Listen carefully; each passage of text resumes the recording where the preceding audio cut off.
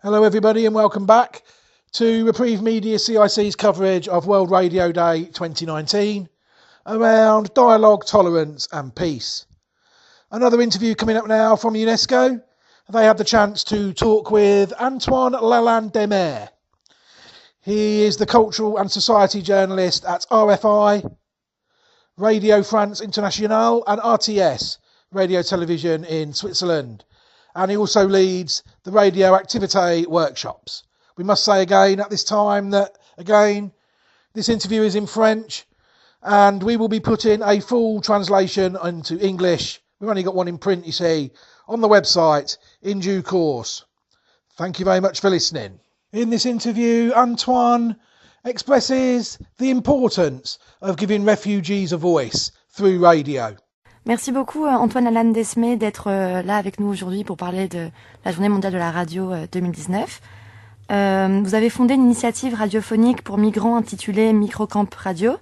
Pouvez-vous nous en dire un peu plus sur ce projet ? Alors Microcamp Radio, l'idée c'est d'aller dans des espaces où il y a des personnes réfugiées.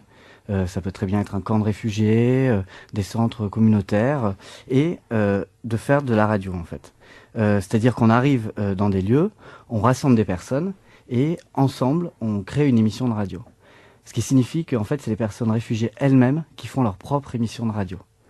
Nous on leur donne les moyens techniques, on fait des ateliers, on dit qu'on est facilitateur, c'est-à-dire on fait des jeux, on se base beaucoup sur l'éducation populaire. Et le principe, c'est d'arriver à faire un direct eux-mêmes. Ce sont eux qui créent leur propre émission de radio. Et qu'est-ce qui vous a motivé à produire cette série, ce projet Il y a plusieurs raisons. La première, c'est que je trouve que la radio est un prétexte, un très bon prétexte pour faire se rassembler les gens. Si vous voulez, quand il y a un micro, quand vous mettez des gens qui se connaissent ou qui ne se connaissent pas autour d'un micro, que vous mettez en place les moyens pour qu'ils discutent ensemble, pour que tout le monde se sente à l'aise, eh ben, ça crée des très belles choses. Et aussi, la question de la migration est très présente dans les médias. Néanmoins, on entend très peu des personnes réfugiées en parler en leur nom propre. Et avec Microcamp Radio, il y a cette idée que on permet aux gens de créer leur propre émission de radio. C'est-à-dire, s'ils veulent, ils s'expriment sur des thématiques de leur choix, mais vraiment de leur choix, pas forcément en lien avec la migration. Et pourquoi vous avez préféré choisir la radio comme média et non la télévision ? La radio, elle a une capacité d'évocation qui est quand même assez forte. Ça fait fonctionner l'imagination. Ça se construit très facilement. Où que vous soyez, vous pouvez faire une radio en quelques minutes. C'est vraiment quelque chose de très pratique pour ça. Installer une télévision, c'est beaucoup plus complexe. Aussi, il y a évidemment toutes ces questions d'anonymat aussi. Je pense qu'il y a plein de personnes réfugiées qui n'ont pas forcément envie de passer à la télévision, qui n'ont pas forcément envie qu'on voit leur visage. Merci. Et en ce qui concerne les questions migratoires, quelle est la contribution de la radio ? Je trouve que la manière de faire vivre les choses à la radio, c'est très puissant. Quand on écoute une émission de radio, tout de suite on peut être emporté dans des lieux très facilement. Et ça, la radio, pour ça c'est parfait, y compris pour tous les thèmes en fait, que ce soit pour parler de football ou pour parler de la question de la migration. En fait, Microcamp Radio fait partie d'une association qui s'appelle Radioactivité. Et notre projet Microcamp Radio est vraiment consacré aux personnes réfugiées, aux personnes migrantes, aux exilés. Donc on a décidé d'utiliser la radio parce qu'on trouve que dans nos ateliers ça fonctionne vraiment très bien. On en fait beaucoup dans des camps de réfugiés, avec des personnes réfugiées. Mais en vrai c'est très mixte. Par exemple là on vient d'en faire en Italie. Avec des personnes du monde entier, des personnes en exil, mais aussi avec des habitants, des Italiens qui étaient là depuis toujours. On essaie, quand c'est possible, de créer des ateliers avec des gens d'origine, de parcours différents.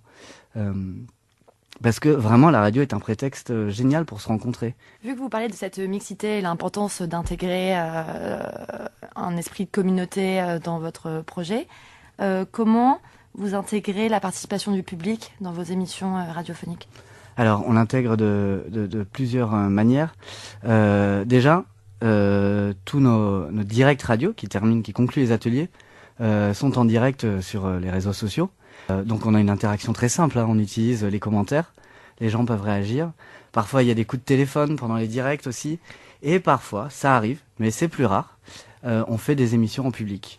J'imagine que depuis que vous avez créé Microcamp Radio, vous avez couvert beaucoup de sujets. Lequel de ces sujets, quel exemple de ces sujets vous pouvez nous donner qui a mis l'accent en particulier sur l'égalité des genres ? Dans Microcamp Radio, on intervient dans des contextes très différents. Il nous arrive de faire des ateliers en non-mixité. Donc forcément, ça permet de libérer la parole de manière complètement différente. Moi, j'ai entendu des ateliers, puisque j'ai pas participé, je les ai pas facilités, parce que c'était des ateliers que entre femmes, où il y avait des thématiques qui étaient soulevées, qui étaient vraiment très très intéressantes. Par exemple, il y a notamment la question de l'accès à la santé et aussi du traumatisme de la guerre. Je pense notamment dans un camp en Irak. Il y avait des personnes qui venaient de Syrie.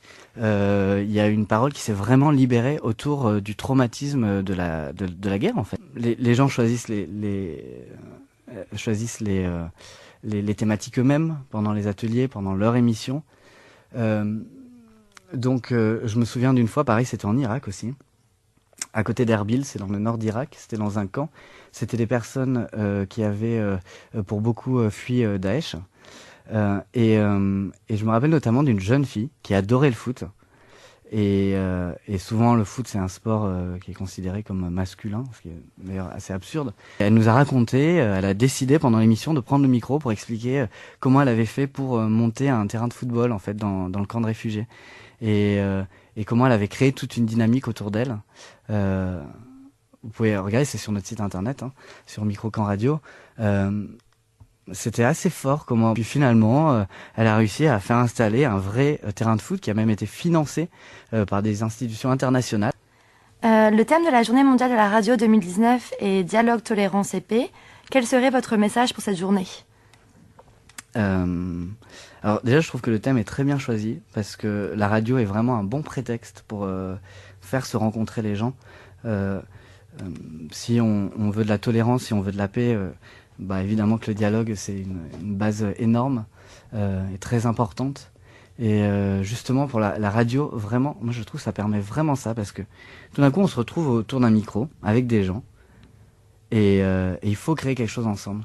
Et quand la dynamique est créée, quand il y a une dynamique très positive, quand chacun se sent bien, ça émerge à des choses mais vraiment sublimes parce que tout d'un coup, on se pose des questions, on discute ensemble et tout d'un coup on parle de thèmes, parfois on n'en aurait jamais parlé en fait. Donc mon message pour la journée mondiale de la radio, par rapport au thème dialogue, tolérance et paix, c'est continuer, encourager des initiatives dans cet esprit-là. La radio est un formidable prétexte pour permettre le dialogue, pour permettre la tolérance, pour permettre la paix. Merci beaucoup. Et faisons mieux même. Pour votre témoignage et pour toutes ces informations sur cette belle initiative. Merci. Merci.